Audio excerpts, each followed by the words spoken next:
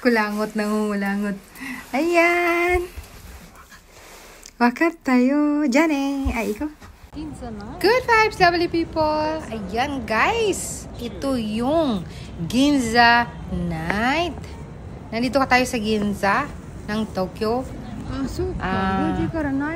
Namasyal lang kami. Napag-isipan lang namin na masyal kami dito at kakain kami ng sushi.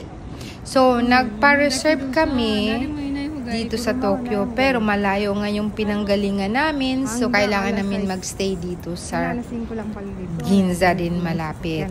So nakakuha kami ng affordable room sa Coco Hotel na malapit lang din dito.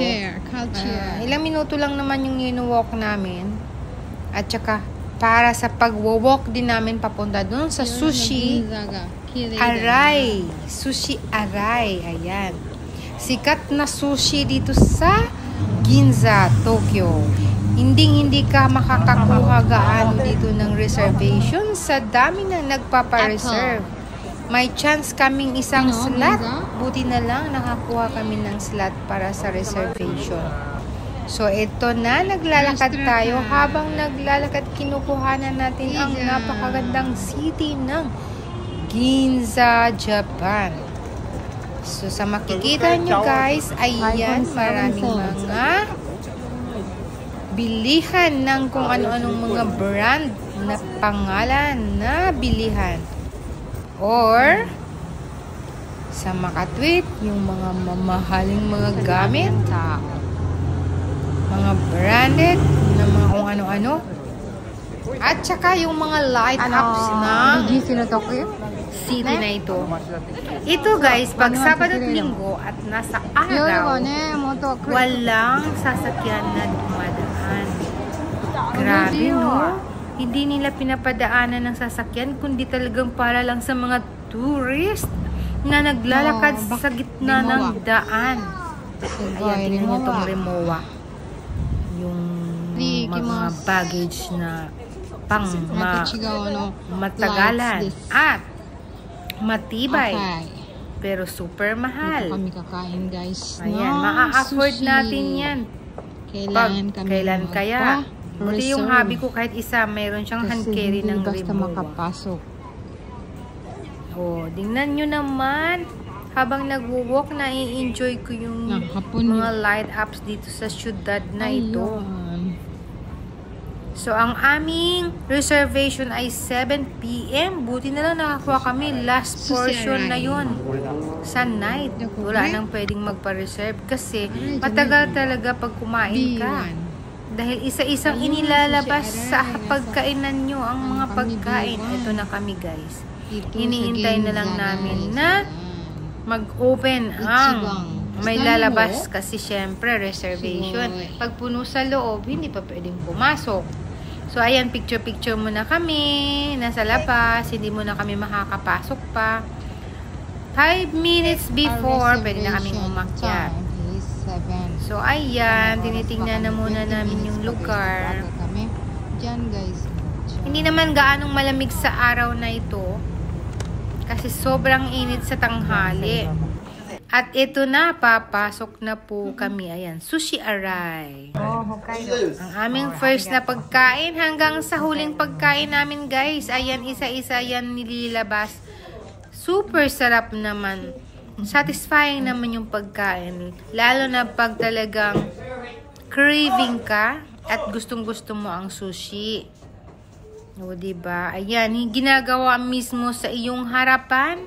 At may tatlong couple lang sa isang set. Tingnan nyo, iba-ibang lahi ang nandyan sa harapan namin. Sila ang pinaupo namin dyan kasi syempre gaijin sila or mga ibang lahi sila. Kumbaga first time nilang makita. Kaya dito lang kami sa gilid. Pero ganun pa man, mahal pa rin yung reservation namin dito. 3 couple ang pwede lang. Ayan, ang sarap nito guys. Habang nagluluto at ginagawa ang aming sushi, hinihiwa. Fresh na pagkain.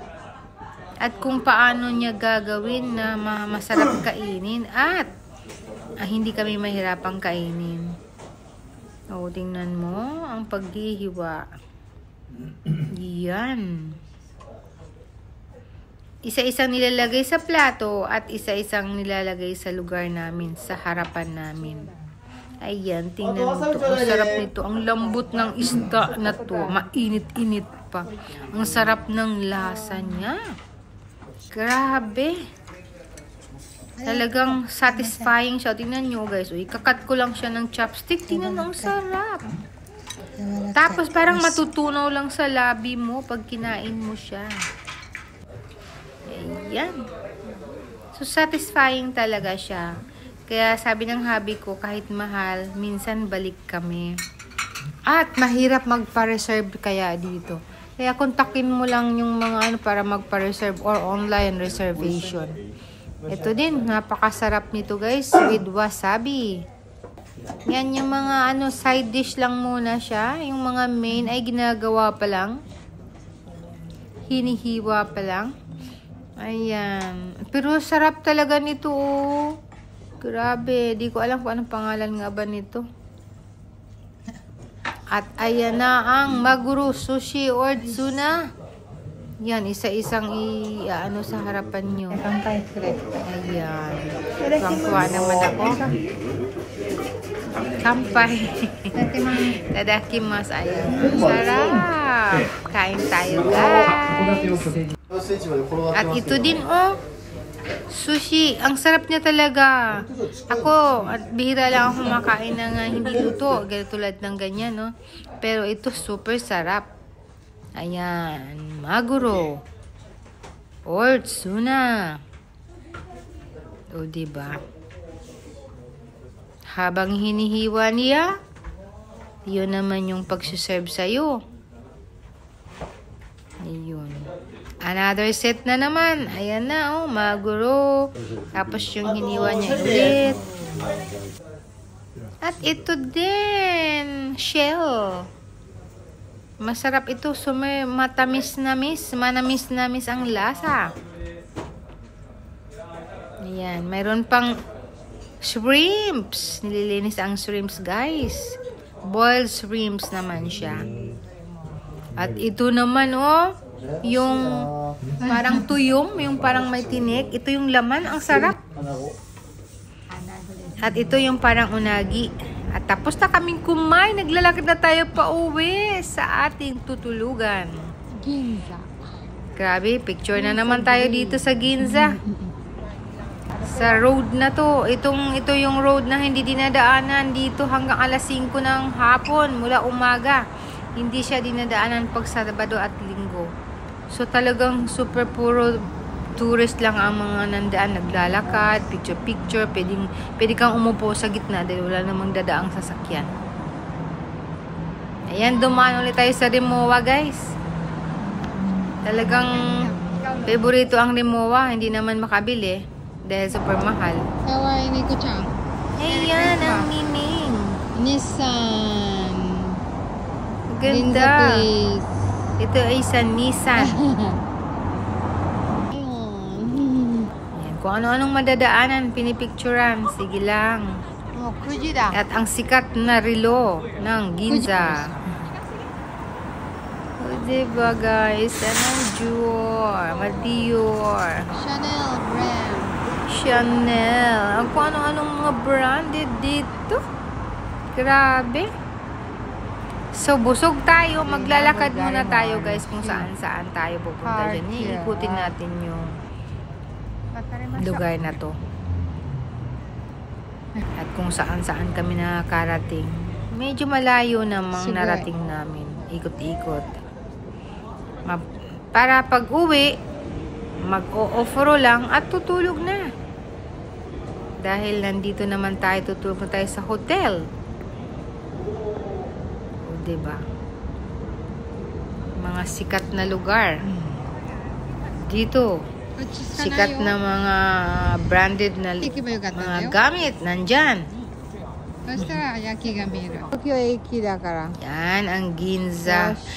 Naku, nawala na yung light ups. Yan ang inaabangan sana namin. Pumasok na lang kami dito guys. Mayroon ditong palabas para sa Christmas tree. sa building na to. Pumasok na lang kami. Nawala na yung light ups doon sa may station ng Tokyo Station na tren. Maganda sana ang light up. Lumampas na kami sa oras eh. Sarado na. Pinatay na ilang ilaw. Ito na lang.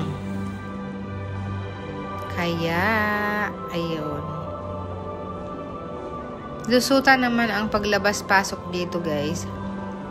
So, medyo inikot namin. Pero hindi ka na makakaakyat sa 4th floor or what kasi sarado na.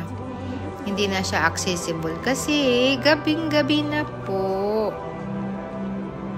Ayan, Christmas na sila dito.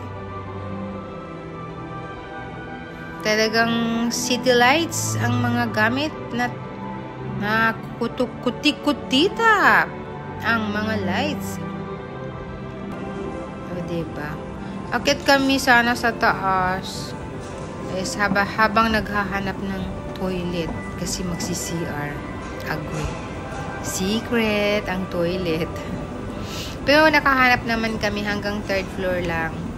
So, about 4th floor, hindi ka na pwedeng maka-access. So, ayan. Mag-toilet lang muna tayo, guys. Makiki-toilet lang tayo dito kasi may CR. At babalik na rin tayo sa ibaba at magpa-picture, pinaka-last na picture. Yan, picture. Ayan tayo. Pose. Wala nang gaanong tao. Magsasarado na talaga. As in, kaya lalabas na kami. At uuwi na din. Ayan. Uwian na. Balik na tayo sa hotel na ating tutulugan. At syempre, ini-enjoy pa rin natin ang mga light ups dito sa mga madadaanan natin. Pero yung puno na to, guys, ang bunga niya ay mabaho. Parang tae. Kaya, tinitiis ko lang kasi ang ganda ng kulay niyang dahon niya. Pero yung mabaho na yun, guys, ay ang buto nun ay makakakain siya. Masarap siya. Pero yung balat nga lang niya, pag nabulok siya, sobrang baho. Para akala mo tae. Nakaapak ka ng tae. Kaya, may ganun dito sa Japan. Yung bunga ng puno na ito ay tinatawag na icho. So, matane. Bye for now, guys. Thanks for watching. See you in my next video. Bye, guys. Love you all. Merry Christmas in advance. Bye-bye.